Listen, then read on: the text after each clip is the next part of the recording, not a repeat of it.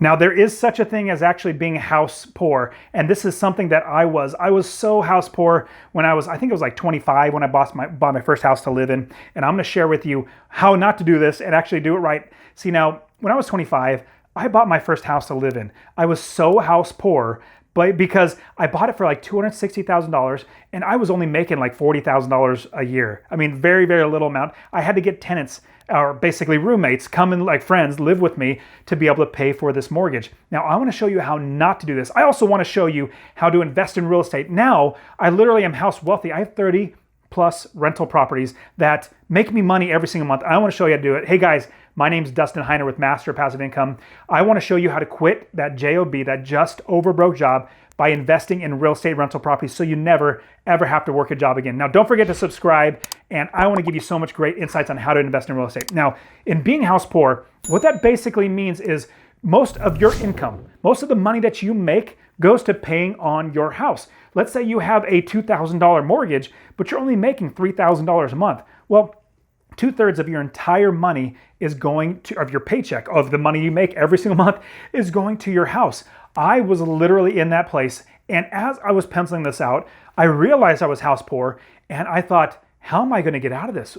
What am I going to do? You know, if I sold my house, where am I going to live? Well, here's the big thing, that as I was going through the thought of being house poor was eventually the recession hit, or the crash, the real estate bubble in 2008 hit. And I literally lost $150,000 in equity in my house. So even though it was up to $350,000, I bought it for $260,000. I think it got up to like $335,000, maybe $350,000, and no way it was worth that. But then it crashed. It went down to $150,000. I had to short sell my first house, my first home that I actually bought to live in. I had to short sell it for $150,000, $100,000 less than I bought it for, took out my down payment, all that sort of stuff. It wasn't very, very fun. But looking back now, it was a bad house to buy. I should not have bought that house. I was not taught how to not be house poor. Now, the way to not be house poor is to be house wealthy. That is where you have more of your income not going towards your mortgage or your rent. Well, rent wouldn't be house poor because you don't own a house. But if majority of your money goes to your mortgage or the expenses of your house, that's including your taxes, your insurance, your water, utilities, all that sort of stuff. If you add all that up, if that's taking up a lot of your income, then you're definitely house poor. And also, if your equity drops and you don't have any equity in your property, you are also house poor. Now, this is going to be a hard pill to swallow. What I would do is sell the house. If you are house poor, sell the house, get out of it. Hopefully, you're not going to take a hit, like you're going to lose money. Sell the house, get into something less expensive. And here's the reason why. I love buying real estate that makes me money.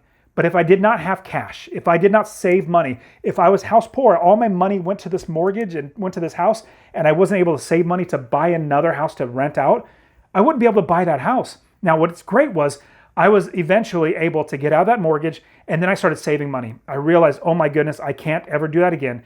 I can't be house poor. I need to be house wealthy. So what I decided to do was start saving 10% a month.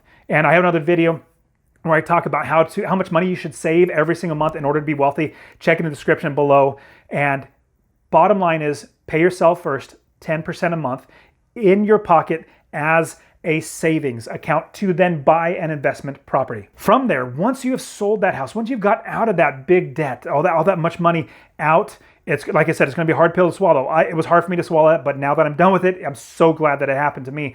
Now, you take all that money and you start saving it. You don't go and just spend it on something else.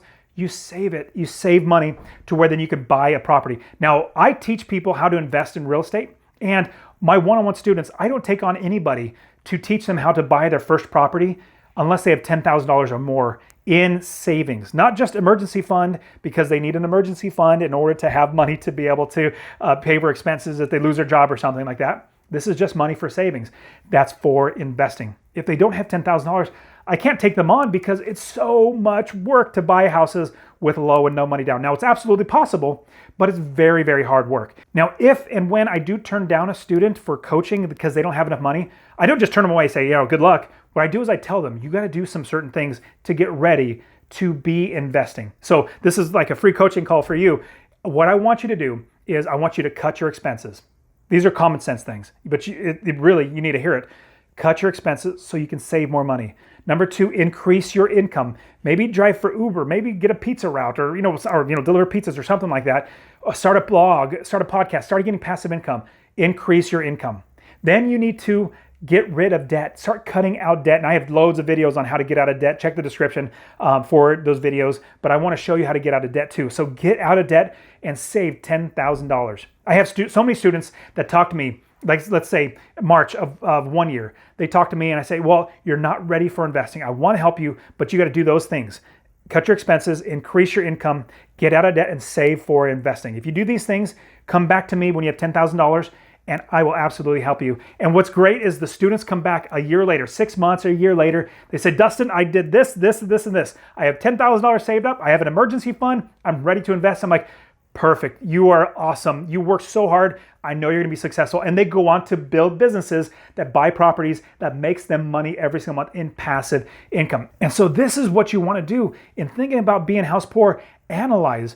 Are you paying more money than you should? And a good ratio would be if you're paying over 70% of your income, that's definitely way too much. Even 50%. If 50% of your income goes to your house, you should be alarmed. Anything below 50 is probably pretty good. So what I would suggest, if you're 50 and above, think about getting a new house or living someplace else that cuts your expenses.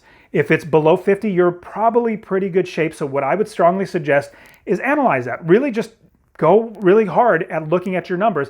See if you are house poor or if you are house rich.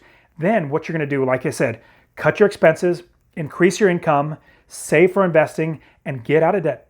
Once you do all those things, we can then invest in real estate. So you guys, don't forget to subscribe to my channel. I give you guys so many great things on how to invest in real estate, and also get my free course, masterpassiveincome.com/free course. It's in the description as well. So you guys check out this video, and I'll see you guys in the next one.